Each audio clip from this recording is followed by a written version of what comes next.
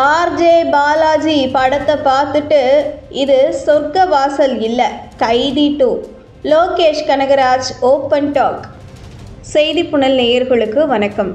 RJ பாலாஜியின் படத்தை பார்த்துவிட்டு கைதி 2 படத்தை மாற்றணும் என லோகேஷ் கனகராஜ் பேசியுள்ளார். இது ரசிகர்கள் மத்தியில் ஆச்சரியத்தை ஏற்படுத்தியுள்ளது. மாநகரம், கைதி, மாஸ்டர், விக்ரம், லியோ ஆகிய படங்களின் மூலம் முன்னணி இயக்குநராக உயர்ந்திருப்பவர் லோகேஷ் கனகராஜ். இவர் தற்போது சூப்பர் ஸ்டார் ரஜினி நடிப்பில் கூலி படத்தை இயக்கி வருகிறார்.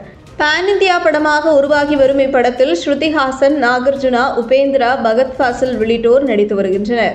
இப்படத்திற்கு அனிருத் இசையமைக்கிறார். சன் பிக்சர்ஸ் தயாரித்து வருகிறது. இப்படத்திற்கு பெரும் எதிர்பார்ப்பு எழுந்துள்ள நிலையில் அடுத்த ஆண்டு இப்படம் வெளியாக உள்ளது. இப்படத்தை அடுத்து லோகேஷ் கனகராஜ் கைதி 2 படத்தை இயக்குவார் என தெரிகிறது. சில ஆண்டுகளுக்கு முன்பு கார்த்தி நடிப்பில் வெளியான கைதி படம் பெரும் வரவேற்பை பெற்ற நிலையில் இப்படத்தின் 2வது பாகம் எப்போது வெளியாகும் என ரசிகர்கள் கேள்வி எழுப்பி வருகின்றனர்.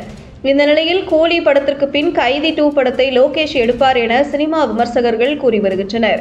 இந்த நிலையில் ஆர்ஜே பாலாஜி நடிப்பில் உருவாகியுள்ள சொர்க்கவாசல் படத்தின் ட்ரெய்லர் விழாவில் பங்கேற்ற லோகேஷ் கனகராஜ், இப்படத்தில் பணியாற்றிய எல்லோரும் என் நண்பர்கள்.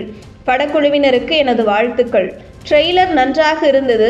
இப்படத்தின் காட்சிகளை 6 மாதங்களுக்கு முன்பு பார்த்தேன்.